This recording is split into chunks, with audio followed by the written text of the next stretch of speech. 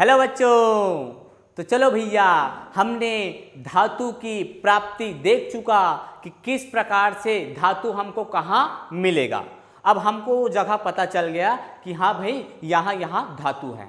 अब टंगिया फावड़ा कुदारी ले आओ, कोड़ कर देखेंगे कि धातु अब मिलने वाला है। ठीक है, क्योंकि बिना कोड़े बिना खने कैसे मिली जी, है ना। तो सर हमको पता चल गया खनिज क्या है, अयस्क क्या है और धातु कहाँ मिलेगा। ठीक, अब आपको प्यारे बच्चों यदि कोई भी चीज़ आप जैसे कि आप आलू को ही खनो कोड़ो, ठीक है, या फिर क्या बोलते हैं, अब कोई भी आलू हो या प्याज हो, किसी को भी आप अपने घरों पे जैसे खेत में लगाए हो, तो जब उसको कोड़ के निकालते हैं, ठीक है, खन के निकालते हैं, तो क्या होता है, तो भैया वो आपको शुद्ध रूप में थोड़ी मिलता है। उसमें धूल कंकड़ मिट्टी रेत वेत सब लगे होते हैं। हाँ सर, लगे होते हैं। तो प्यारे बच्चों यदि मैं आपको धातु की बात करूं और धातु को आप वैसे कोड़ के खन के निकाल रहे हो, तो क्या वो भी आपको शुद्ध रूप में मिलेगा क्या? नहीं सर, कैसे मिलेगा? उसमें भी तो धूल कंकड़ मिट्टी, क्योंकि भैया जमीन से कोड़ के निकाल रहे हो आप उसको, तो उसमें भी धूल मिट्टी कंकड़ रेत वेत सब मिले रहते हैं बच्चों।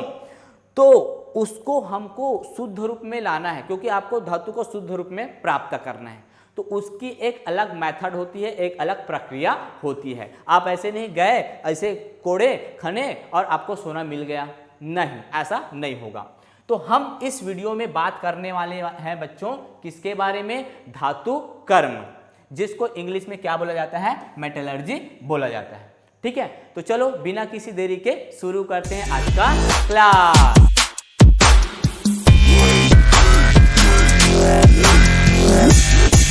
तो देखो भैया, धातु कर्म क्या है? नाम धातु कर्म, मतलब धातु को प्राप्त करने के लिए जो हमको कर्म करना पड़ता है वो क्या कहलाएगा प्यारे बच्चों? धातु कर्म कहलाएगा। अच्छा ठीक, अरे भैया आपको कोई भी चीज़ यूं ही थोड़ी मिल जाएगा, कोई ना कोई परिश्रम कोई ना कोई कर्म करना ही पड़ेगा। तो देखो यहाँ पे क्या कर्म करना पड़ता है। तो अयस्क से धातु प्राप्त करने की प्रक्रिया धातु कर्म या धातु का निष्कर्षण कहलाती है। अयस्क क्या है हमने पिछला लेक्चर में जान चुका। तो अयस्क मतलब जैसे जमीन को कोड़ के ये इतना सारा मुट्ठी भर जो भी पदार्थ निकाला, खनिज निकाला, अब भैया उसमें धातु की मात्रा ज़्यादा और अशुद्धियाँ कम, तो अयस्क कहलाएगी। अब मेरे को वो धातु प्राप्त करना है, तो धातु को प्राप्त करने की जो भी प्रक्रिया होगी, जो भी प्रोसेस होगा, वो आपका क्या कहलाएगा? धातु कर्म कहलाएगा। ओके, अब ये धातु कर्म देखो एक वर्ड में इतना तो बता दिया, लेकिन कौन कौन सी ऐसी प्रक्रिया है, कौन कौन सी ऐसी प्रक्रिया से हमको गुजरना पड़ेगा, कौन कौन सा ऐसा स्टेप होगा, वो हम जानेंगे। देखो इधर ध्यान से सुनिए, यहाँ पर धातु कर्म की प्यारे बच्चों तीन तीन प्रक्रिया होती है, तीन तीन स्टेप से गुजरोगे तब जाके आपको धातु मिलेगा। ठीक है, यहाँ पर तो आपको फास्ट गाइड ऐप पर आपको इतना पूरा समझ जाओ, आप केवल मोबाइल पकड़ के ऐसे बैठे हो और सारी प्रक्रिया हम करा के आपको पूरा प्रोवाइड कर रहे हैं। ठीक है, मतलब आपके काम को कितना आसान कर रहे हैं। और ये सारी अगर आप बुक को पढ़ोगे ना तो आपका माइंड ऐसे घूम जाएगा, चक्कर खा जाएगा, कौन सा प्रक्रिया कहाँ से कहाँ स्टार्ट करें। लेकिन फास्ट गाइड ऐप में बच्चों हम आपके काम को आसान कर रहे हैं, आपके एजुकेशन को इतना सरल बना दिए हैं। लेकिन पता नहीं समझ पा रहे हो कि नहीं। अपने दोस्तों को बताओ यार इस चीज़ को, अपने छोटे भाई बहन को बताओ। ओके, तो देखो भैया, तो धातु कर्म की तीन स्टेप होती है प्यारे बच्चों। कौन कौन सी होती है सर? पहला अयस्क का सांद्रण। सबसे पहले अयस्क भैया अब आप कोड़ के निकालें तो उसमें बहुत सारे धूल कंकड़ मिट्टी होंगे, तो उसको हटाना है। तो गंदगी को हटाने की प्रक्रिया क्या कहलाएगी? अयस्क का सांद्रण। तो पहला स्टेप हमारा क्या होगा डियर स्टूडेंट? हाँ सर, अयस्क का सांद्रण होगा। उसके बाद अब गंदगी को हटा दिए, अब दूसरा स्टेप होगा धातु का निष्कर्षण। दूसरा क्या होगा? धातु का निष्कर्षण, मतलब अयस्क के जो गंदगी हटाए उसके बाद उसमें से धातु को आपको निकालना है, तो वो होगा धातु का निष्कर्षण। उसके बाद प्यारे बच्चों जो धातु अच्छा से निकाले हो ना, उसको अच्छा से नहला के धुला के कपड़ा में साफ करके ऐसे देना है गुरुजीला। ठीक है, तो वो तीसरा पॉइंट में हुई धातु का शुद्धिकरण। ठीक है, मतलब धातु जो भी अब इतना मैला कुचैला से आए बेचारा उतना दूर चल के, तो उसको नहला के अच्छा से साफ रखना है। तो ये इस प्रक्रिया में होगी धातु के शुद्धिकरण में। तो ये 3 मोटा माटी हिसाब बता दिया, लेकिन 3 ही आपको ऐसी सरल लग रहा होगा भैया। इनके बेटे वेटे आएंगे अभी, पूरा इनका पूरा बायोडाटा भी निकालेंगे, और भी स्टेप होते हैं इसके अंतर्गत। वो कौन कौन से होते हैं, बिना स्किप किए वीडियो को अच्छे से देखते रहो। देखो भैया, अगला स्टेप जो आपका अयस्क का सांद्रण होता है। प्यारे बच्चों, इस वीडियो में हम लोग केवल और केवल अयस्क का सांद्रण ही जानेंगे, ओके। लेकिन सर इतना सारा क्यों भैया, इतना सारा पूरा डिटेल में बताऊंगा तभी तो पता चलेगा ना कि जो धातु का कर्म है उसको किन किन विधि से बनाते हैं। तो मैं इस वीडियो में केवल और केवल आपको अयस्क का सांद्रण ही बताने वाला हूँ, तो ध्यान से देखिएगा।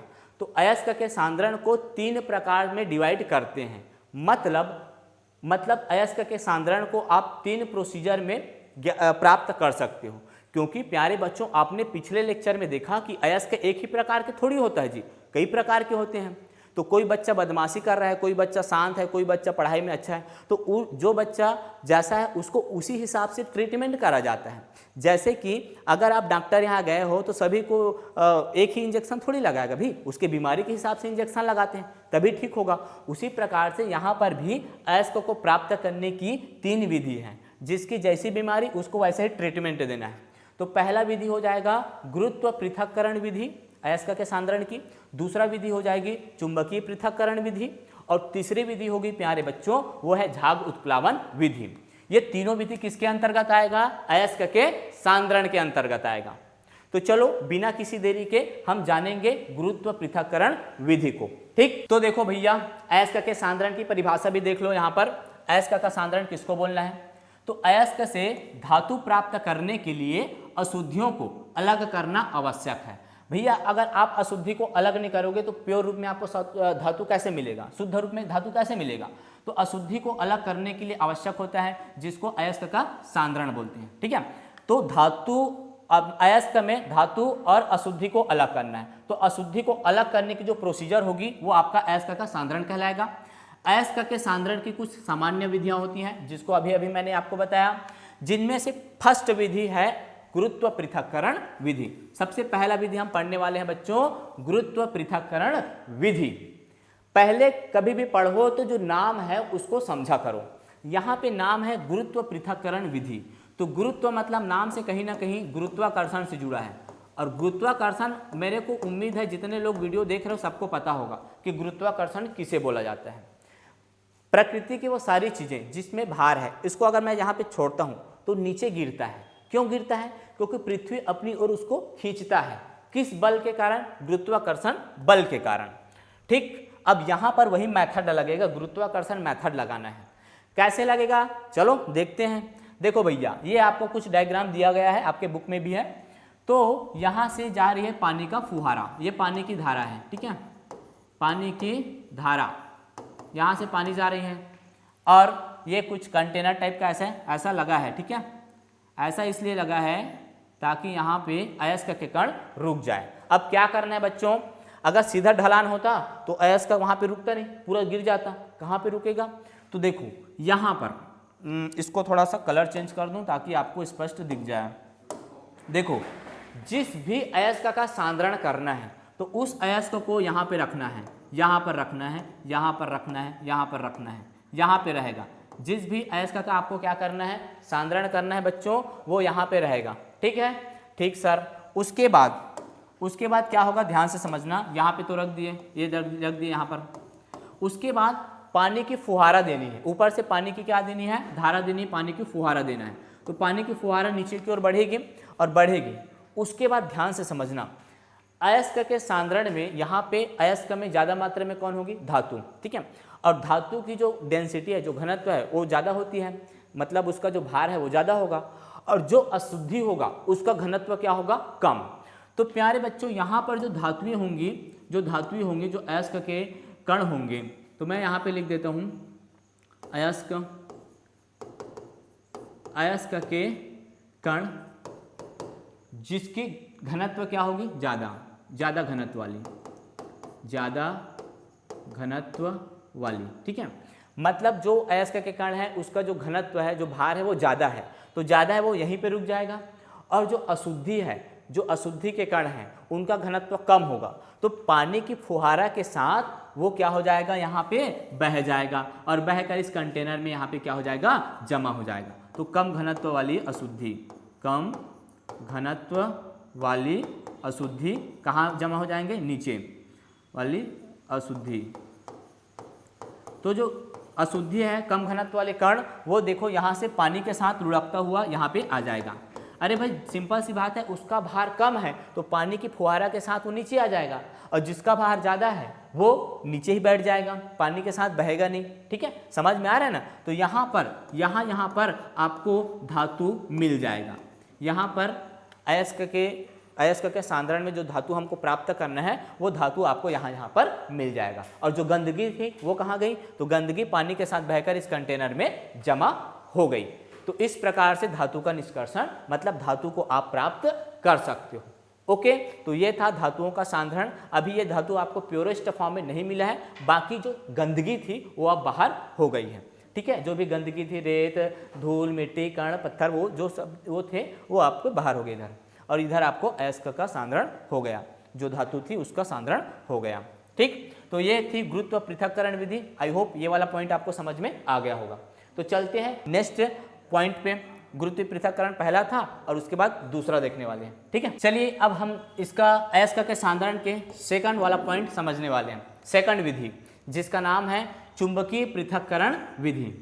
इससे पहले गुरुत्व में क्या देखे, गुरुत्वाकर्षण के द्वारा पृथक्करण हो रहा था। अब इसमें क्या होगा, चुंबकीय मतलब चुंबकत्व के द्वारा पृथक्करण होगा। ठीक है, नाम से पता चल रहा है चुंबकीय पृथक्करण विधि, कहीं ना कहीं ये चुंबक से रिलेटेड है। तो प्यारे बच्चों, इस विधि का उपयोग तब किया जाएगा जब अयस्क में आपके जो अयस्क होगा उसमें ज्यादा मात्रा में चुंबकीय गुण वाले धातु होंगे। फॉर एग्जाम्पल टिन ऑक्साइड, ठीक है, SnO2, ये वाले जब अयस्क होंगे तब इसका उपयोग किया जाएगा, क्योंकि इसमें टिन जो होता है आपका एक प्रकार से चुंबकीय गुण रखता है। तो चुंबकीय गुण रखता है तो उसको उसी विधि से अलग करो, उसकी अशुद्धि को। ठीक है, तो देखो यहाँ पर क्या होगा। यहाँ पर देखो ये देखो, ये जब आप जाते हो ना गेहूँ पिसाने के लिए, जी हाँ सर जाते हैं, तो ऐसी लगा होता है ना मशीन, हाँ, तो ये पीसने का काम करता है। तो देखो सबसे पहले क्या करना है, अयस्क लेना है जिसका सांद्रण करना है, तो उस अयस्क को अच्छे से पीस लेना है। पीसने के बाद इसमें डाल दो, अयस्क को कहाँ डाल दो, इसमें डाल दो। अयस्क को इसमें डाल दिए, डालने के बाद यहाँ से होता हुआ अयस्क यहाँ से निकलेगा। ठीक है, ये देखो यहाँ से अयस्क निकलेगा, तो ये पिसा हुआ अयस्क है, ये पिसा अयस्क है, ये पिसा हुआ अयस्क यहाँ से जा रहा है, पिसा हुआ अयस्क। और ये आपका कन्वेयर बेल्ट है, ये जो बेल्ट दिखाई दे रहा है ना ये वाला, ठीक है, ये आपके कन्वेयर बेल्ट है, कन्वेयर बेल्ट है। ठीक, ये जो पट्टा लगा है वो कन्वेयर बेल्ट है। और ये जो आपके ये जो गोल गोल दिखाई दे रहा है ये वाला पोर्शन चक्का टाइप का, वो है असल में बच्चों वो है आपके चुंबकीय रोल। ठीक है, चुंबकीय रोलर, चुंबकीय रोलर मतलब ये मैग्नेट के बने, इनमें चुंबकीय गुण है, आकर्षित करने का गुण। ठीक है, अब ध्यान से सुनिए, यहाँ पे 2 बाल्टी रखे हैं। अब ध्यान से सुनना, ये पिसा हुआ जब अयस्क यहाँ से गुजरता है तो अयस्क में जो धातु होगा जिनकी प्रवृत्ति चुंबकीय गुण होगी, मतलब वो चुंबक की तरह आकर्षित होगा कि नहीं होगा, हाँ सर होगा। तो चुंबकीय गुण रखने के कारण ये जो है यहाँ से दोनों साथ साथ गिर रहे हैं, अशुद्धि और अयस्क दोनों साथ साथ गिर रहे हैं। लेकिन जो अयस्क में जो धातु होगा जिनकी गुण चुंबकीय होगा वो इस, क्योंकि ये बेल्ट जो है आपका एक प्रकार से चुंबकीय गुण रखता है, तो इस बेल्ट की ओर आकर्षित होते हुए इधर की ओर झुकेगा, इधर की ओर झुकेगा। इसका मतलब अयस्क में जो धातु होगा जिनका हम सांद्रण कर रहे हैं तो वो इधर की ओर झुकेगा और इधर की ओर झुककर इस वाले बाल्टी में गिरेगा। मतलब यहाँ पर एक बाल्टी टिका देना है, मतलब जो चुंबकीय गुण रखेगा वो इधर की ओर गिरेगा और जिनमें चुंबकीय गुण नहीं होगा अशुद्धि में वो इधर गिरेगा। तो यहाँ पर भी एक बाल्टी लगा देनी इस प्रकार से। इसका मतलब इस बाल्टी में जो गिर रहा है बच्चों वो आपका अनुचुंबकीय पदार्थ हो जाएगा, अनुचुंबकीय पदार्थ हो जाएगा, और इस बाल्टी में जो गिर रहा है वो आपका क्या हो जाएगा, चुंबकीय पदार्थ हो जाएगा, चुंबकीय पदार्थ हो जाएगा। अब यहाँ पे समझना है चुंबकीय पदार्थ मतलब यही कहीं ना कहीं ये क्या होगा, आपका धातु होगा, और ये क्या हो जाएगा, आपका अशुद्धि हो जाएगा। तो इस प्रकार से हम अयस्क का सांद्रण कर सकते हैं, किसकी भी, कौन सी विधि द्वारा, चुंबकीय पृथक्करण विधि द्वारा। लेकिन इस विधि में कौन से अयस्क का, ऐसे अयस्क जिनकी प्रवृत्ति या जिनका गुण चुंबकीय व्यवहार दर्शाता है। क्लियर, तो ये बहुत ही इजी है। ठीक है, तो चलिए हम अयस्क के सांद्रण की तीसरा विधि जानते हैं जिसका नाम है झाग उत्प्लावन विधि। झाग उत्प्लावन मतलब कहीं ना कहीं झाग उत्पन्न होगा, झाग उत्पन्न होकर हम अयस्क का सांद्रण करने वाले हैं। तो देखो प्यारे बच्चों, ये डायग्राम है आपके पास। इस विधि के द्वारा हम कौन से अयस्क का सांद्रण करते हैं पता है? सल्फाइड अयस्क का। ठीक है, सल्फाइड अयस्क का। सल्फाइड अयस्क में देखें हैं कौन कौन से अयस्क होते हैं। तो ऐसे अयस्क जो सल्फाइड मतलब सल्फर उपस्थित होगा तो सल्फाइड अयस्क का सांद्रण झाग उत्प्लावन विधि द्वारा करते हैं। कैसे करेंगे तो देखना, यहाँ पे पीसा हुआ मतलब सल्फाइड अयस्क को पीसे हुए सल्फाइड अयस्क को इसमें डालना है। उसके बाद इसमें पाइन तेल एक आता है, पाइन तेल। ठीक है, पाइन तेल प्लस पानी मिलाना है। ठीक है, कहाँ? इस कंटेनर में पाइन तेल प्लस पानी मिलाना है और पिसा हुआ अयस्क तो मिला ही रहेगा। उसके बाद इसमें उच्च प्रेशर मतलब हाई प्रेशर, बहुत ही ज़्यादा वायु इसमें डालना है उच्च प्रेशर पे। ठीक है, मतलब उच्च दाब पर इसमें क्या प्रवाहित करना है? हवा, वायु प्रवाहित करना है। इससे क्या होगा? इससे ये होगा कि वायु के जो बुलबुले हैं, देखो वायु के जो बुलबुले हैं वो सल्फर के कण पे चिपक जाएगा।